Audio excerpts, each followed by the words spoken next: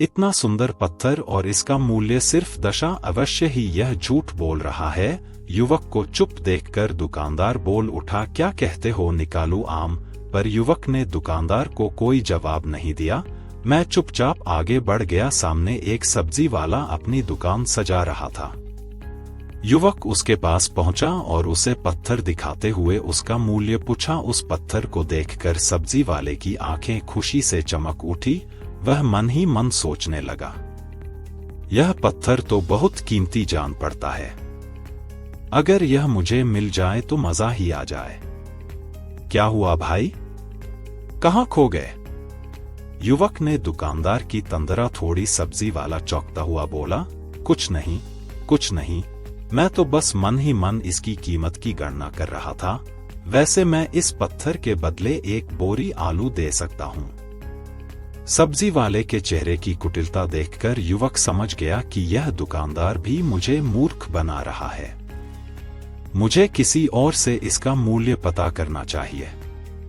यह सोचता हुआ युवक आगे बढ़ गया। सब्जी वाले दुकानदार ने युवक को पीछे से आवाज लगाई, क्या हुआ भाई? अगर आपको यह मूल्य कम लग रहा है तो बताएं तो सही, मैं इसे बढ़ा दूंगा। पर युवक ने उसकी बात पर ध्यान नहीं दिया। वह अब इधर उधर किसी ऐसे व्यक्ति को खोजने लगा जो जानकार हो और उस पत्थर की सही मूल्य बता सके।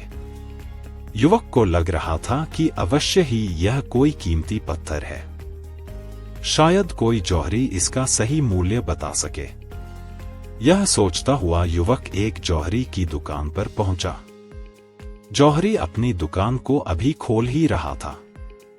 उसने युवक को अपनी दुकान की ओर आते हुए दूर से देख लिया था। साथ ही उसने युवक का हुलिया देखकर यह भी भांप लिया था कि यह कोई गरीब व्यक्ति है जो संभवतः कोई गहना बेचने आया होगा। जौहरी ने हाथ जोड़कर युवक को नमस्कार किया और मुस्कुराकर पूछा, बताएं महोदय, मैं आपकी क्या सेवा कर सकता हूं? युवक ने बुद्ध का दिया पत्थर अपनी हथेली पर रख दिया और बोला, इसका मूल्य पता करना था। पत्थर को देखते ही जौहरियों से पहचान गया कि यह बेशकीमती रूपी पत्थर है जो किस्मत वाले को मिलता है। वह बोला, पत्थर मुझे दे दो और मुझसे 1 रुपए यह ले लो। कहते हुए जौहरी ने पत्थर लेने के लिए अपना दाहिना हाथ बढ़ाया, पर तब तक युवक ने पत्थर को अपनी मुट्ठी में बंद कर लिया था। उसे पत्थर के मूल्य का अंदाजा हो गया था, इसलिए वह बुद्ध के पास जाने के लिए मुड़ गया। जौहरी ने उसे पीछे से आवाज लगाई, अरे रुको तो भाई, मैं इसके 50 लाख दे सकता हूं। लेकिन युवक को वह पत्थर बेचना तो था नहीं, इसलिए वह रुका नहीं और दुकान के बाहर आ गया। पर जौहरी भी कम चालाक नहीं था। वह उस अनमोल पत्थर को किसी भी कीमत पर अपने हाथ से जाने नहीं देना चाहता था। वह दौड़कर उसके आगे आ गया और हाथ जोड़कर बोला, तुम ये पत्थर मुझे दे दो, मैं इसके बदले 1 करोड़ देने को तैयार हूं। युवक को जौहरी की बातों में अब कोई रुचि नहीं रह गई थी। वह जल्द से जल्द बुद्ध के पास पहुंच जाना चाहता था। इसलिए ना तो वह रुका और ना ही उसने जौहरी की बात का कोई जवाब दिया। वह तेज तेज कदमों से बुद्ध के आश्रम की ओर चल पड़ा। जौहरी ने पीछे से आवाज लगाई, यह अत्यंत मूल्यवान पत्थर है, अनमोल है। तुम जितने पैसे कहोगे मैं दे दूंगा। यह सुनकर वह युवक परेशान हो गया। उसे लगा कि कहीं पत्थर के लालच में जौहरी उसे पकड़कर जबरदस्ती न करने लगे, इसलिए वह तेजी से आश्रम की ओर दौड़ पड़ा। युवक जब बुद्ध के पास पहुंचा तो वह बुरी तरह से हांफ रहा था। उसे देखकर बुद्ध मुस्कुरा दिए। फिर भी उन्होंने अपने चेहरे से कुछ भी जाहिर नहीं होने दिया। वे बोले, क्या बात है, बस तुम कुछ डरे हुए से लग रहे हो। युवक ने बुद्ध को प्रणाम किया और सारी बात कह सुनाई। साथ ही उसने वह पत्थर भी उन्हें वापस कर दिया। बुद्ध बोले, आम वाले ने इसका मूल्यता साम बताया, आलू वाले ने 1 बोरी आलू और जौहरी ने बताया कि यह अनमोल है। इस पत्थर के गुण जिसने जितने समझे उसने इसका मूल्य उसी हिसाब से लगाया।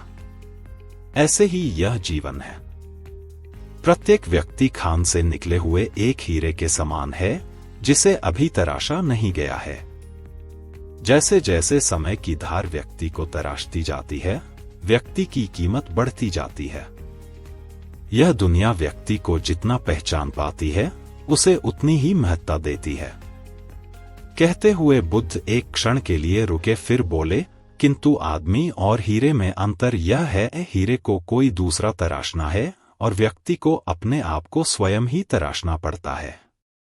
और जिस दिन तुम अपने आप को तलाश लोगे, तुम्हें भी तुम्हारा मूल्य बताने वाला कोई ना कोई जौहरी मिल ही जाएगा। गौतम बुद्ध उस लड़के को यह सीख देना चाहते थे कि जो इंसान अपने मन में खुद के बारे में विचार करता है, वह व्यक्ति उसी के समान बनता जाता है। किसी इंसान को अगर दुनिया की किसी भी चीज से सच्चे मन से लगाव हो तो वो इंसान उस चीज को प्राप्त कर लेता है। वही जो इंसान अपनी मनचाही चीज को प्राप्त करने में असर था, उस इंसान ने अपने मन में सच्चे भाव से उस चीज को चाहा नहीं होता है वही। दोस्तों, गौतम बुद्ध की इस प्रेरणादायक कहानी को आप अपने मित्रों के साथ शेयर जरूर कीजिए ताकि उन्हें भी गौतम बुद्ध के असल ज्ञान के बारे में पता चल सके।